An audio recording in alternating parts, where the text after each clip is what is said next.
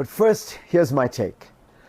Talking to people from across the world at the World Economic Forum in Davos this week, from Europe to the Middle East to India, the reaction to Donald Trump's second term has been more varied and less panicked than his first term. Most are anxious, but in many countries, leaders think they can make deals with him.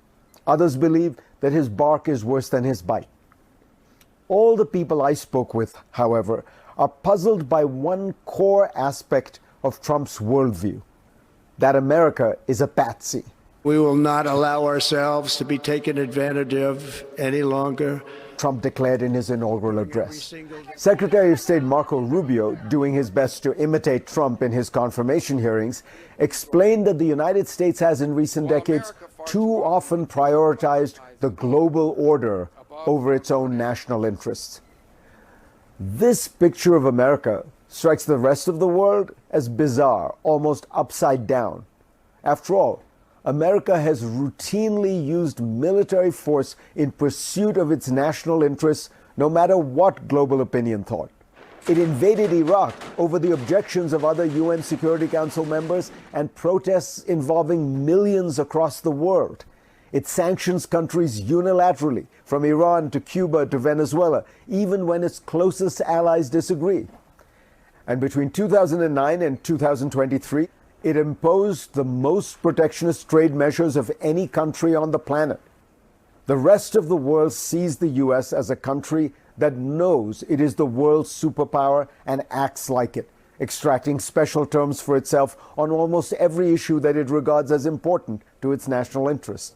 As one foreign leader who did not wish to be named explained, we all accommodate American requests and wishes far more than those from any other country. It is true, however, that while always protecting its own national prerogatives and freedom of action, America has also tried to help build a better world. Before the U.S. fully entered the international arena in World War II, great power war, nationalism, and protectionism were all everyday features of international life. There was little global cooperation and much less financial help from the rich to the poor. After 1945, the world built an open economy that has lifted billions out of poverty and disease. International institutions have tried to tackle common problems.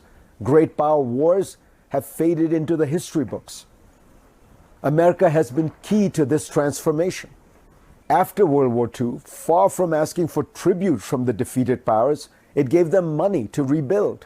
It opened up its economy to the world, trying to create a system in which everyone could thrive and peace was more profitable than war. That vision succeeded, and no country has benefited more than the United States of America.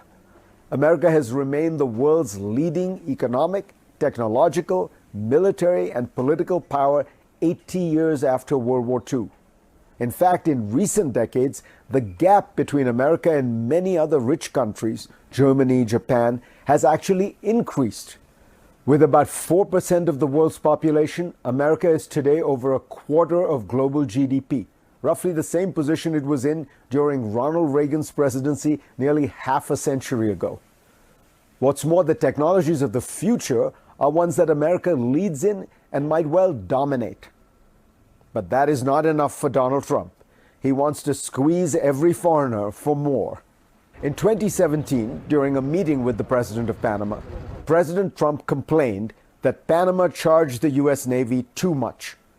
Well, the amount Panama charged them to cross the canal at the time was about $1 million a year, which comes out to less than 0.0002% of that year's Pentagon budget. But Trump wanted to shake down a poorer Central American country and get a discount. It's a way of being that is always about a transaction rather than a relationship. America is so powerful that it's quite possible that Trump will succeed in getting these discounts as he threatens other countries, most of them friends, allies, and partners. But in doing so, he will lose the goodwill generated over decades of American foreign policy that made so many countries around the world want to ally with Washington against the Soviet Union or Russia or China. And he might unleash forces of nationalism and protectionism that over time will damage, even destroy, the world that America created. A world that has been more stable, peaceful, prosperous, and free than any we have known before. Go to cnn.com/Fareed for a link to my Washington Post column this week.